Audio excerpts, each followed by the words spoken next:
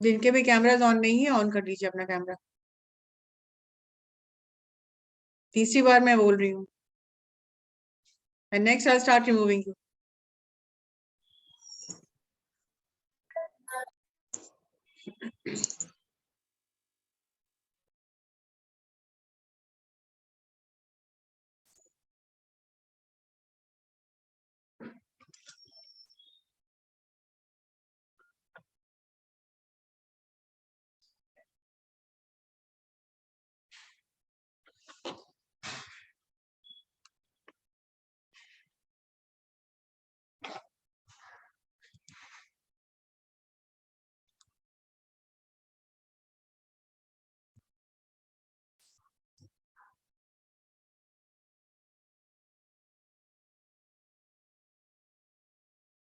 Look stranger हो गया था। लुक स्ट्रेंजर में कुछ अगर पूछना है तो आप पूछ सकते हैं।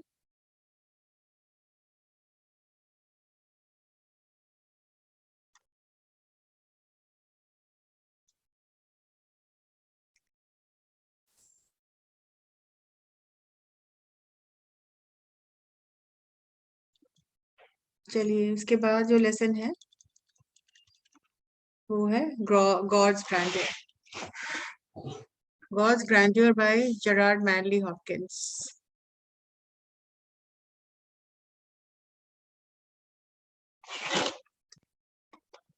Somebody please read.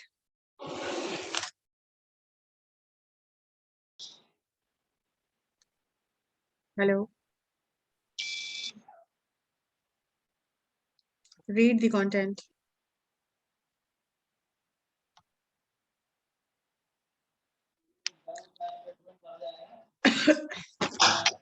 पढ़ने के लिए कहा जा रहा है ना, पढ़िए।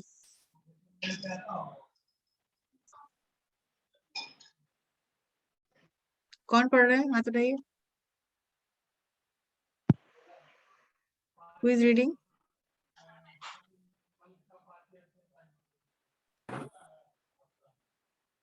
कोई नहीं पढ़ रहा है।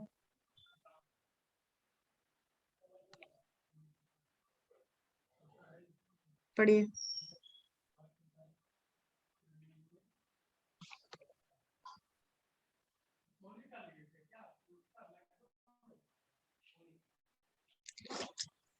सबसे पहले टाइटल को देखिए, God's grandeur. What do you mean by the word grandeur?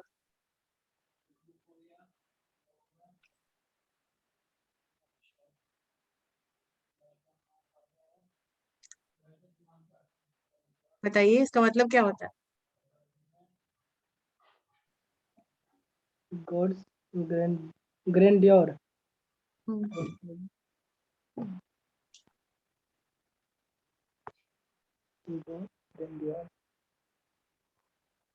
God's भगवान। नहीं पता मैम। नहीं पता है।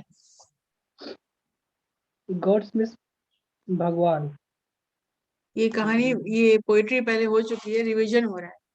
मैंने कुछ तो लिखाया होगा ना, ग्रैंडियर का मतलब क्या होता है? नहीं मैम भव्यता। हाँ। भव्यता।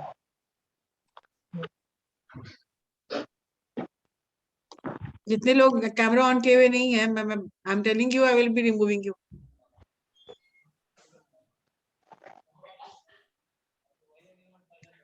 ये हर दिन की एक ही कहानी है। तो जब तक ये कैमरा ऑन नहीं करेंगे या तो क्लास रुकेगा या इनको जाना पड़ेगा क्लास से।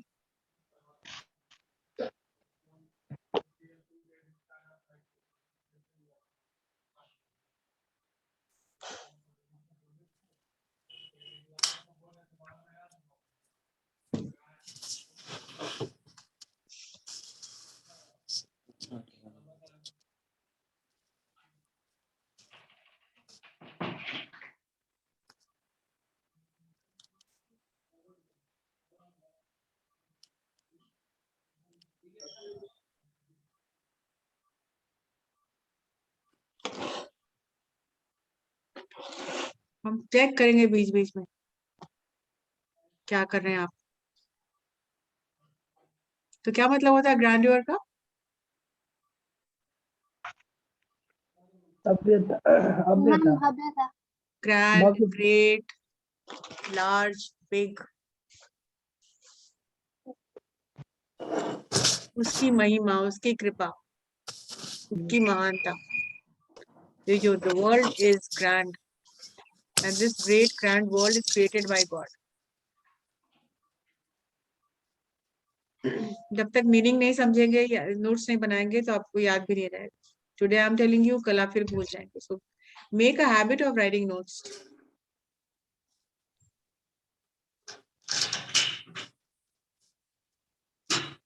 Yes, please read on.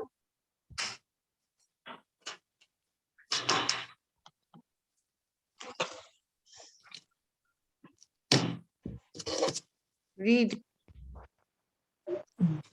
Gerard Manley Hopkins.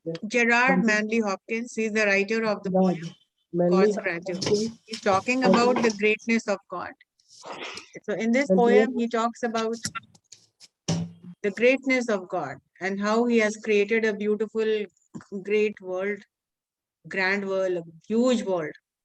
The world is created by God, which is great, which is grand, which is big, which is large. ईश्वर की बनाई हुई दुनिया बहुत ही ग्रैंड है, बहुत ही अच्छी है, बहुत भव्य है. पढ़िए, चलिए पढ़िए.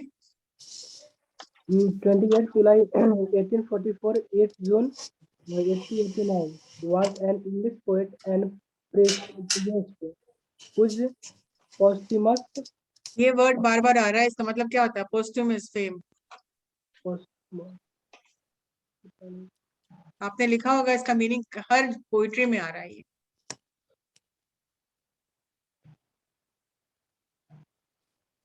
अभी तो हम बताएंगे नहीं, इसलिए बताएंगे तुम कल फिर भूल जाओगे. अब तुम बताओगे हमको इसका मतलब क्या होता है.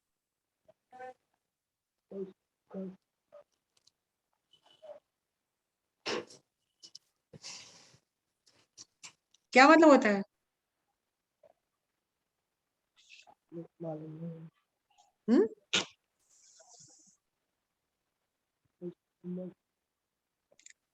इस वर्ड को लिखिए और अभी इसी वक्त देखिए इसका मतलब क्या होता है.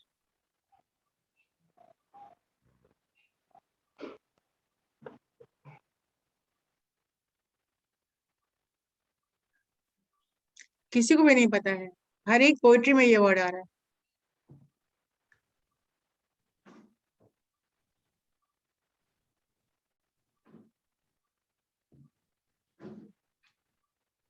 देख के बताइए हमको अभी.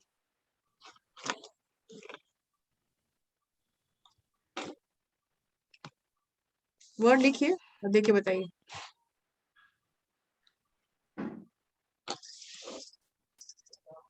Look up the dictionary right now.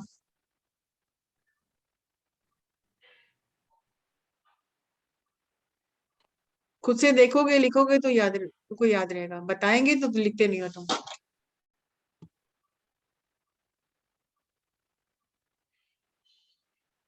What is this word?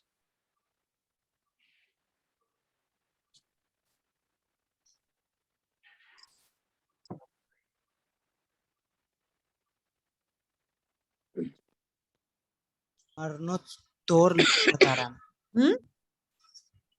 मरणोत्तर. मैम किसी के मर जाने के बाद कुछ जो कुछ मरने के बाद. मरने के बाद. तो इतना तुम लोग को याद क्यों नहीं रहता है? पोस्टुमस का मतलब होता है जो भी उसकी ख्याति जो हुई, जो फेमस हुआ, वो मरने के बाद हुआ.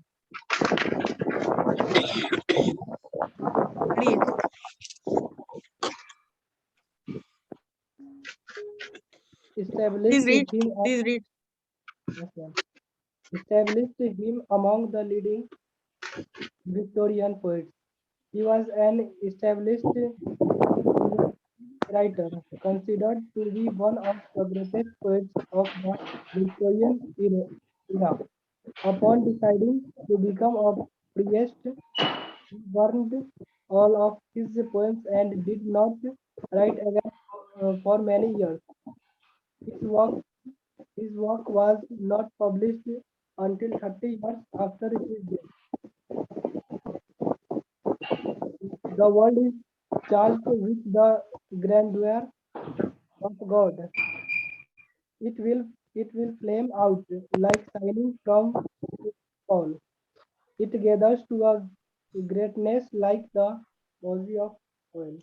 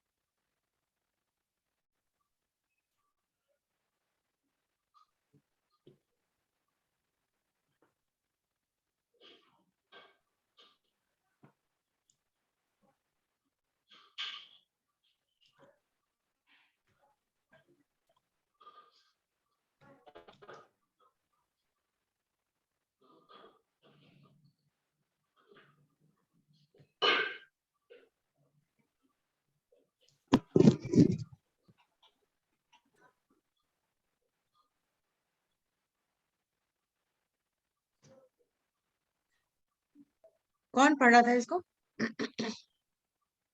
Yes, ma'am. जो आपने पढ़ा वो क्या समझा आपने?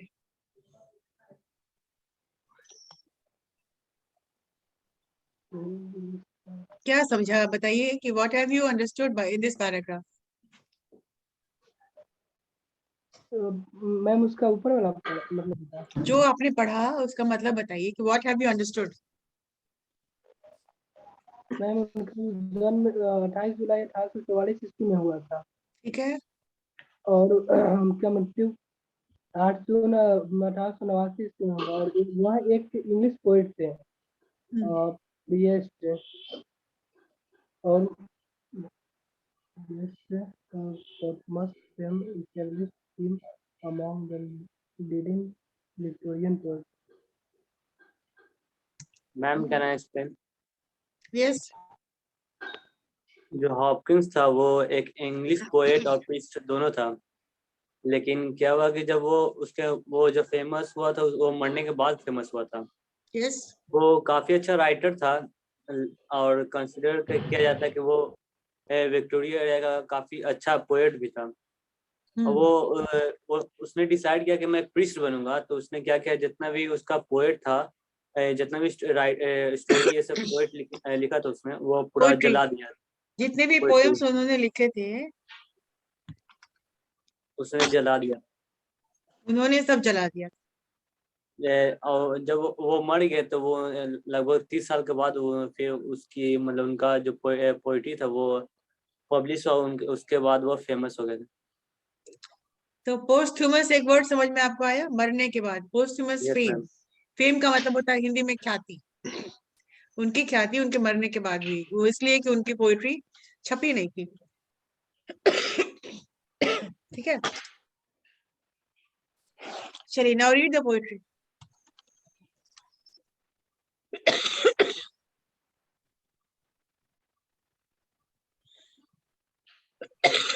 पढ़िए।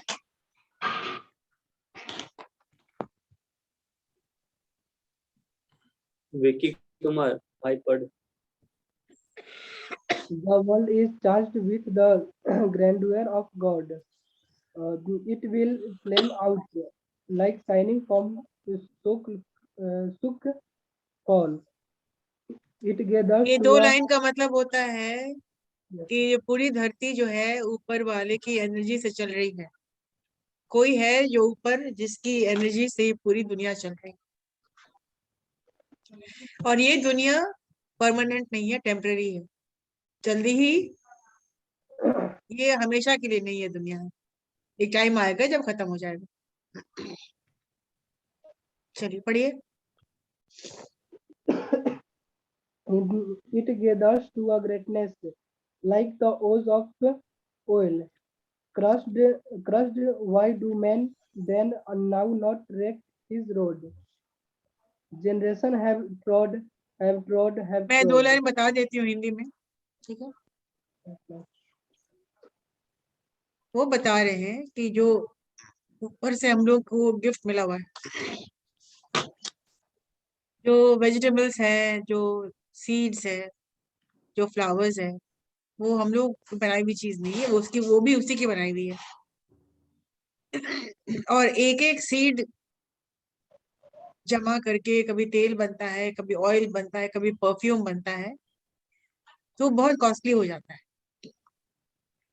It gathers to a greatness का मतलब होता है वैल्यूएबल हो जाता है, उसकी वैल्यू बढ़ जाती है, ठीक है। तो ये सब हम जानते ही हैं कि जो कुछ भी बनाया हुआ उसी का उसका है। The whole world belongs to him because it is made by him. The vegetables, the flowers, everything is made by him. ये हम जानते हुए हैं, तो हम लोग क्यों नहीं इस दुनिया को केयर करते हैं? Why do men now not wreck his rod? तो फिर हम लोग इसको क्यों केयर नहीं करते?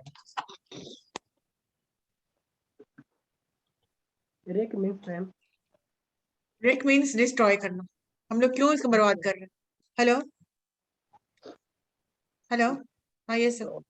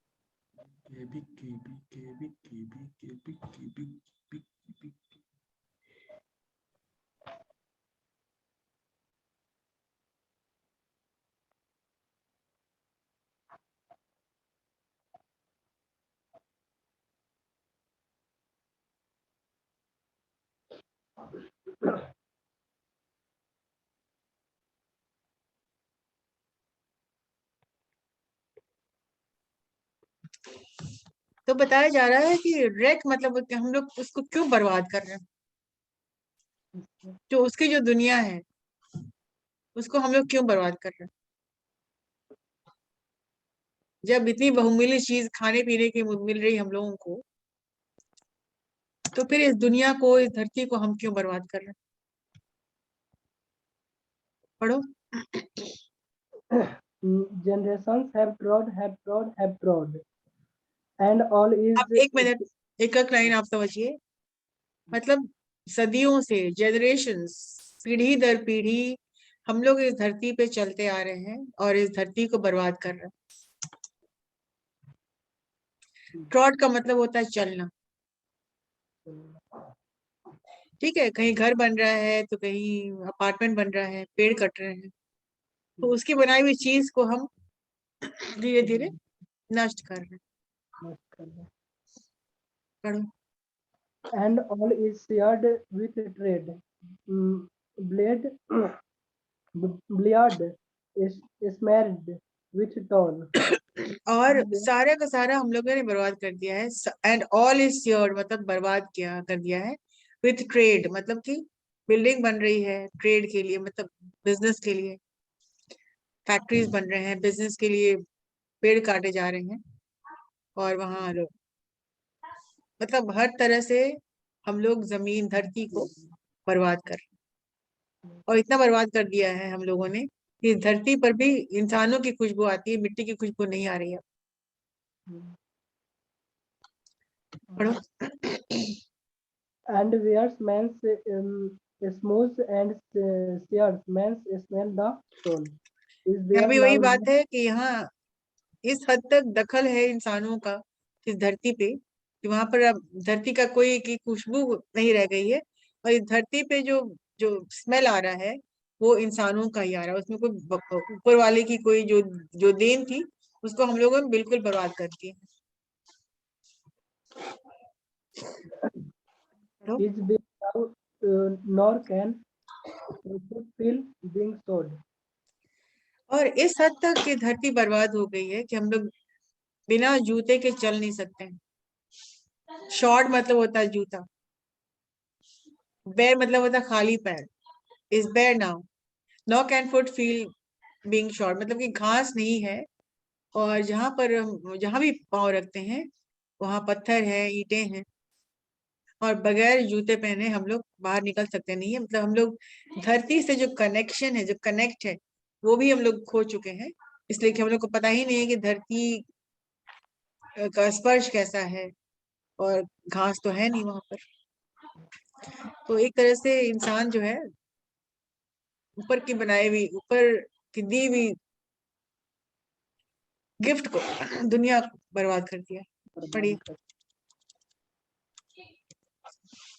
And for all this nature is never spent. लेकिन इसके बावजूद भी नेचर पर इंसानों का कोई दखल नहीं है।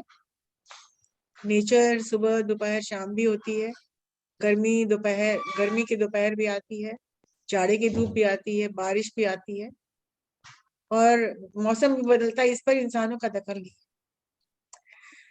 और ये भी कहते हैं कि नेचर भगवान की दी हुई चीज है, जिस पर इंसानों का कोई दखल कभी हो ही नहीं सकता। पढ़ो। There lives the dearest freshness deep down things. और धरती को बिल्कुल अगर नीचे आप बोरिंग करके देखिएगा तो वहां का जो पानी जो निकलता है वो बहुत मीठा पानी होता है। उतना नीचे, अगर जितनी नीचे आप जाएंगे उतनी सफाई नजर आएगी आपको। तो धरती के सतह में नीचे बिल्कुल जो पानी आप पीते हैं, जो किसी के पास अगर हैंडपंप है तो वो जानेंगे कि उसका पानी कैसा फील होता है। ठीक है, पढ़ो। And thou the last lights of the black west wind. और जिस तरह से सूरज ढल जाती है, पूरे लाइन का मतलब होता है सूरज का ढल जाना। And the last lights of black west, sun rises in the east and sun sets in the west. सूरज का उगना, सूरज का ढलना इंसानों के बस में नहीं है। तुम लाख दखल कर लो, लेकिन इस पर तुम्हारा इंटरफेरेंस कभी नहीं होने वाला है। O morning at the brown brink, eastward springs. और सुबह वो सूरज लाख किसी के रोके रुकता नहीं है, और सुबह सूरज उगेगा ईस्ट में। जो ईस्ट में, ईस्टवर्ड स्प्रिंग मतलब कि उत्पन्न होना, सूरज का निकलना, सूरज का निकलना। तो लास्ट टू लाइन जो बता रहे हैं कि सूरज का ढलना और सूरज का निकलना, इस पर इंसानों का दखल कभी हो नहीं पाएगा, कभी होगा भी नहीं। पढ़ो। Because the holy ghost over the wind world. Holi ghost का यहाँ का मतलब होता है because the almighty, because God. God का दूसरा नाम एक होली गोस्ट भी है। Holi ghost means God, because ये सब उसके हाथ में है ना। You cannot interfere with this, इसलिए कि ये ऊपर से देख रहे हैं, ये ऊपर से मैनेज कर रहे हैं। ठीक है, ऊपर से देख रहे हैं, मतलब ऊपर से झुके हुए हैं नीचे, अपनी बनाई हुई धरती को देख रहे हैं। पढ़ो। World broods with warm breast and with a bright wings. और एक पक्षी की तरह, सफेद रंग का जो पक्षी एक होता है, world over the bent world broods with warm breasts and with a bright wings. तो द होली गोस्ट कहा जा रहा है, एक पक्षी के रूप में वो ऊपर बैठ के देख रहे हैं, और जिसकी पंख बहुत ब्राइट है, और वो बहुत प्यार से अपनी धरती को देख रहे हैं। ठीक है, यही कहानी है, यही इस स्टोरी का मतलब है। गॉड्स ग्रैंडवर, किस तरह से गॉड ने इस वर्ल्ड को बनाया, और किस तरह से धरती पे लोगों ने इसको बर्बाद कर दिया है। और फिर ये कहते हैं कि को बहुत सारी चीजें हैं जो गॉड के बस में है, वो मैनेज करते हैं, और जहाँ पर लोगों इंसानों का दखल बिल्कुल नहीं है। तो इतना ही है ये, पढ़ लीजिए इसको। और कोई बढ़ो, और कोई बढ़ो। Line 1. The world is charged with the grandeur of God. The world, according to the poem's speaker, is energized with God's energy and beauty. Sort of the way the batteries of our cell phones and computers. तो जिस तरह से तुम्हारे cell phones and computers battery से charge होते हैं, हमारी battery जो चार्ज होती है इलेक्ट्रिसिटी से, उसी तरह से हम लोग सबकी ये वर्ल्ड चार्ज है with the greatness of God. Line 2. It will flame out like shining from soup foil. The speaker is saying that the charged world is temporary. One day the lights will मतलब go ये out. दुनिया जो है ये permanent नहीं है, ये भी टेम्पररी है, एक दिन खत्म हो जाएगा। One day the lights will go out, similar to the way the light appears and then goes out of foil when you shake it. जिस तरह कोई भी तुम तीली जलाते हो, माचिस जलाते हो, तो अपने आप कुछ समय के लिए वो जलता है, फिर बुझ जाता है। Similarly, this great world is temporary, and one day it is shining right now, but one day it will all fade away. एक दिन ये बुझ जाएगा। पढ़िए। Lines 3 or 4. It gathers to a greatness like the ooze of oil crushed. This idea actually applies to our own lives in two ways. We smell the oil released from plants and other natural elements when they are crushed to make perfumes or soap or incense. Ma'am, the idea actually इसका applies to मतलब है our कि हाँ कि बहुत सारे फूल को crush कर दोगे तो एक खुशबू बन जाती है। सोप में यूज होता है, परफ्यूम्स में यूज होता है, ऑयल्स में यूज होता है। एंड वेजिटेबल ऑयल कैसे बनता है? मस्टर्ड सीड, सरसों के दानों को अगर वो क्रश किया जाए तो वो एक मस्टर्ड ऑयल बनता है। नारियल से ऑयल बनता है, सोप्स बनते हैं। तो ये सब जो देन जो हम लोगों की है, this is not man made. Man made है, मैन तो उसको क्रश करता है ना, लेकिन दी हुई किसकी है? दी हुई तो उसी की चीज है ना। But we also feel the world becoming crushed as we take too much oil from it without replacing what we have taken. Crushed is one of our favorite words in this poem. तो ये भी करें, हम कितना crush कर रहे हैं, हम कितना फूल तोड़ रहे हैं, कितना नोच रहे हैं, कितना पेड़ उखाड़ रहे हैं, तो क्या हम लोग उसको रिप्लेस करें? Are we replacing it? No. Are we replacing what we have taken? No. So यहाँ बात हो रही, in this poem the word crush is very popular because you will see crush in almost in the feeling of crush is in all the lines, almost all the lines. जिसे बता रहे बार बार, the poet is mentioning all the time that we are not replacing what we are taking. जैसे पेड़ उखाड़ देते हैं buildings बनाने के लिए, तो क्या कहीं और जाके हम लोग पेड़ लगाते हैं क्या? नहीं, बस ये मतलब है।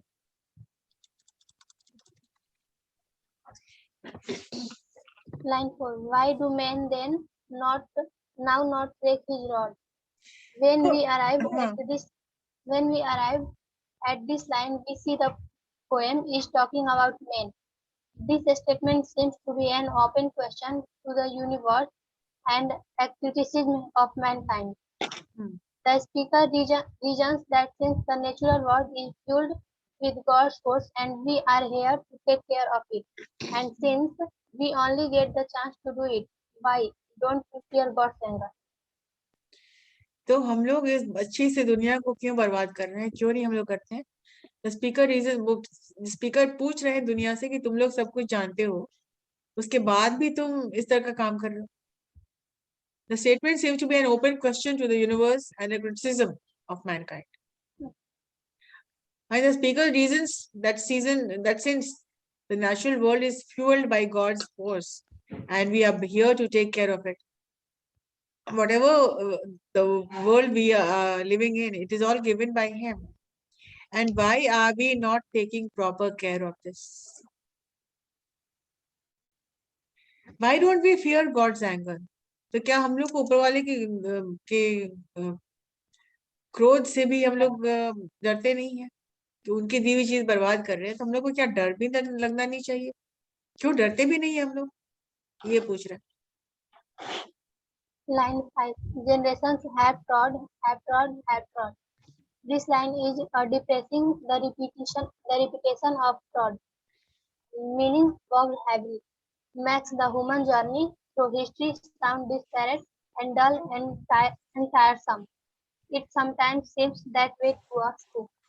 तो ये बोल रहे हैं कि जनरेशंस के बाद जनरेशन, जो पीढ़ी दर पीढ़ी हम लोग इस दुनिया को, इस वर्ल्ड को ऐसा ही करते चले आ रहे हैं। बिल्डिंग्स खड़ी कर रहे हैं, पेड़ काट रहे हैं, और बिजनेस के पर्पस के लिए बहुत कुछ हो रहा है जो कि नेचर के कॉस्ट पे हो रहा है। नेचर नहीं, वर्ल्ड के कॉस्ट पे हो रहा है। नेचर को तो आप गवर्न कर ही नहीं सकते। चलिए पढ़िए। Line 6. And all is seared with tread, bleared, smeared with soil.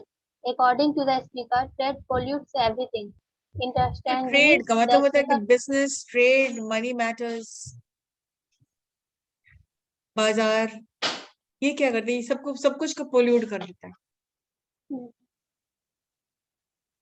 The speaker only describes the surface of the walls as being in a sorry state. If something is aired, it's burned all the way through to the core. If something is seared, only the surface is burned. कोई चीज अगर जला दिया जाता है तो पूरा जल जाता है, लेकिन कोई चीज अगर सेयर्ड हो जाता है तो बस ऊपरी सतह पे बर्बाद कर सकते हो। The inner beauty is still there. पढ़ो। Line 7. And wears man's asthma and shares man's smell. The speaker is serious and doesn't seem to like people very much. The meaning of this line is that we have interfaced too much with nature. We have extended it, but again only on the surface. It wears our smudge like an unwanted outfit. मतलब हम लोग की interference इतना ज्यादा हो गई है कि इस पे सिर्फ इंसानों के ऊपरी सतह पे सिर्फ बर्बाद हो गई है। और दाग जो लगा, स्टेन का मतलब होता है दाग, इंसानों के पसीने की दाग वो है इसमें, वो लग गई है। लेकिन even the world, the earth is smelling of man, but only on the outside. Like if you are wearing an unwanted outfit, कि तुम अपने शरीर से बड़ा कोई गारमेंट पहन लेते हो तो you will be the same, but आपका गारमेंट है जो आपसे आपसे बहुत बड़ा है, तो कुछ दाग भी लगता है तो आपके जिस्म पे नहीं लगता है, आपके कपड़े पे लगता है। ये मतलब हुआ यहाँ। Line 7 to 8. The soil is bare now, nor can fulfill being sowed. We live in a Soil wasteland. is bare का मतलब होता है कि वो धरती जो है, there isn't any grass, there isn't any greenery. Grass नहीं है, ग्रीनरी नहीं है, and so what is happening, सिर्फ वहां पर ईंटे रोड़े पत्थर है और हम लोग जूते के बिना चल नहीं सकते। We live in a wasteland. We can't even walk without shoes. We have lost the connection with nature, and our senses are dulled as a result.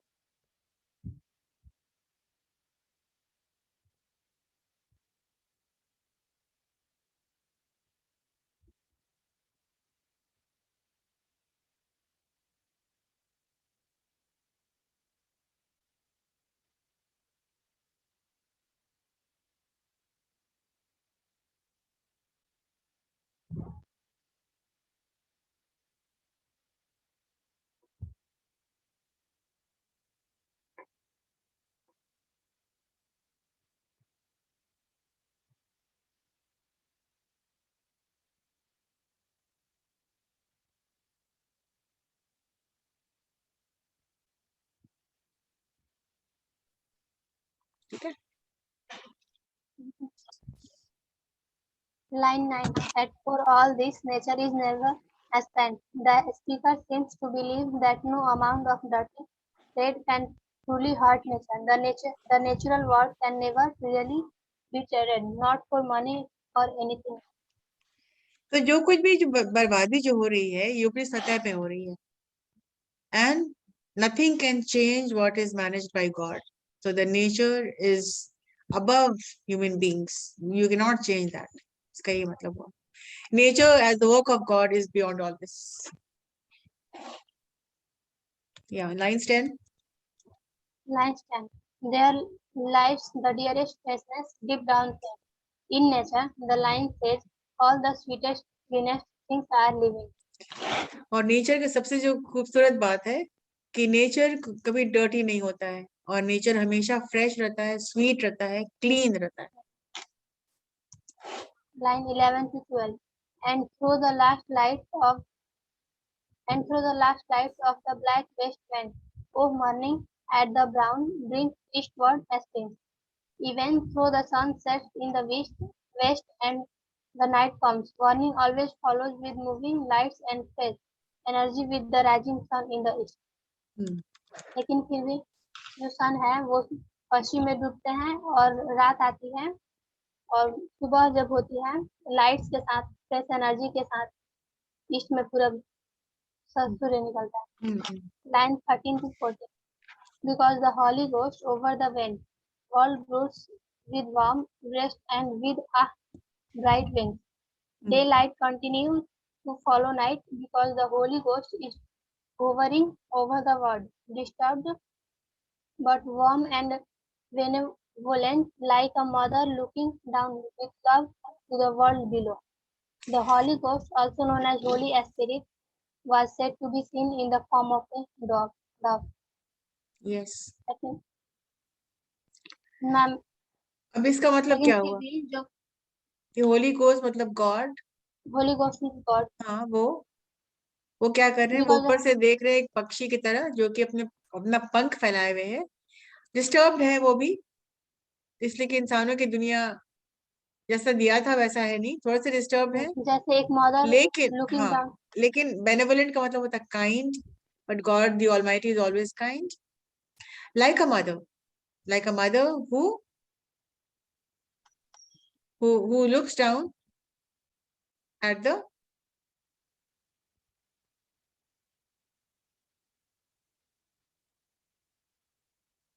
The Holy Ghost was said to be seen in the form of a dove. एक dog के रूप में God देखे, एक पक्षी के रूप में ऊपर से पंख फैला के गॉड देखा.